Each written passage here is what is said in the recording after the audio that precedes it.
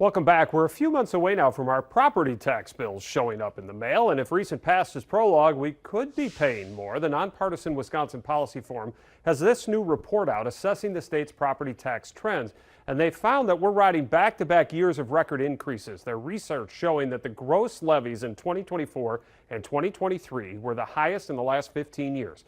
4.2% increase last year, following the 4.6% increase in 2023. So what does this mean for us taxpayers?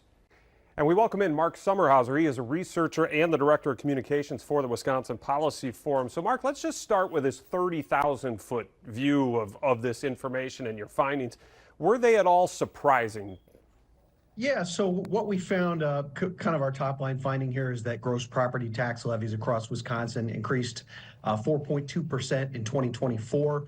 So that's all property tax levies combined across the state, was up 4.2% in 2024. That was the second largest percentage increase since 2009.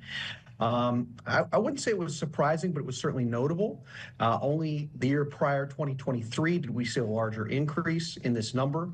And there's, a variety of things going on here that are driving that increase. We can talk about that a little more in a moment. But overall, we just thought it was something notable that we wanted to highlight with our data tool. All right, we're going to get into that data tool and how you at home can use this, because there is a ton of information packed inside this data tool. But you brought up the word driver. I had the word driver written here in my question. What is the main driver behind these increases? I think we all kind of have an idea what it is.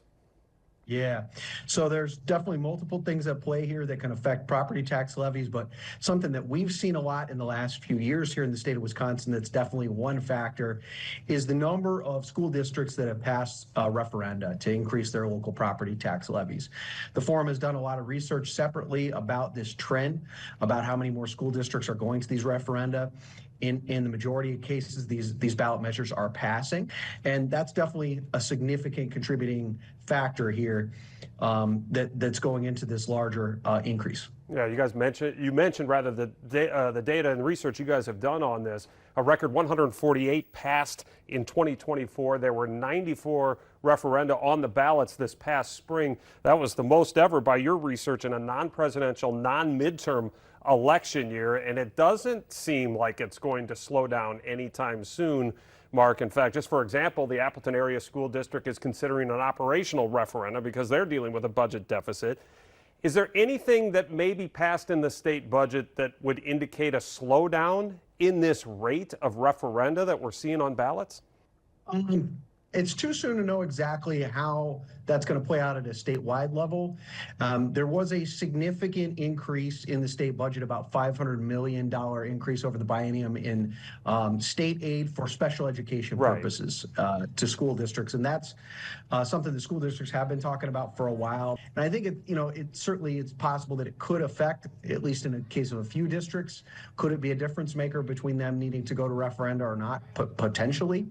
But a lot of the other factors that have been causing districts to go to referenda, such as, an increasing shortage of teachers and staff that's really forcing them to compete for the qualified teachers and staff that are out there. And that, of course, has an effect on wages. Some of the demographic trends that are causing, enrollment changes, including enrollment declines in some districts. And prior to this year, the other factor is that we had been in a series of years prior where the state was not increasing state aid to school districts at a rate that matched the rate of inflation.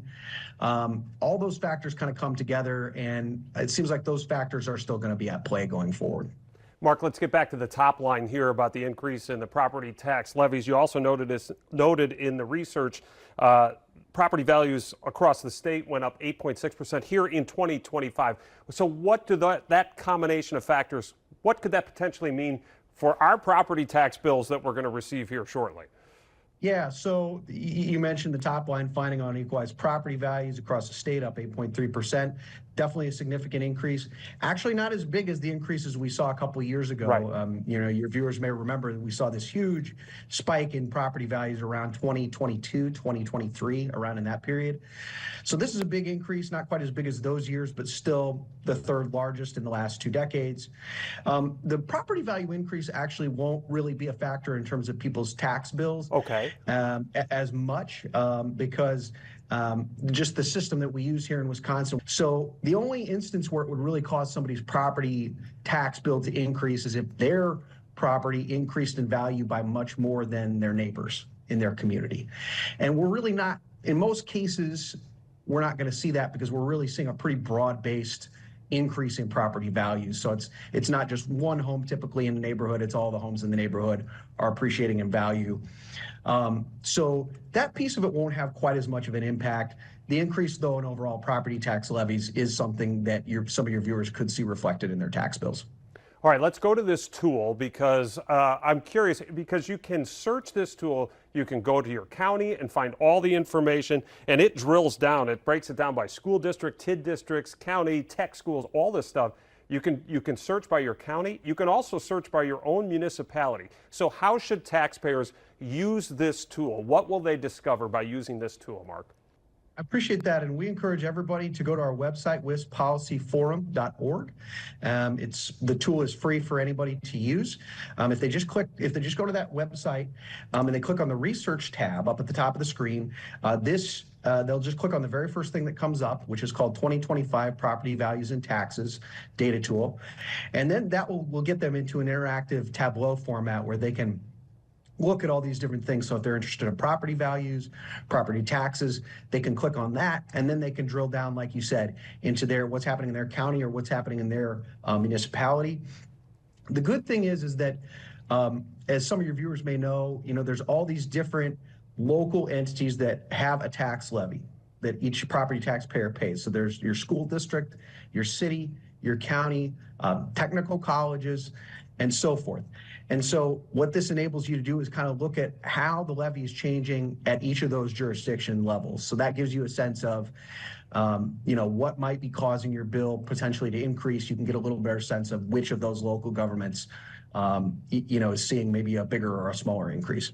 All right, and we will have a link to this tool on our website, so you can go to WBAY.com, get right there and start surfing and finding all that information. Mark, thanks so much for the time. We really appreciate it.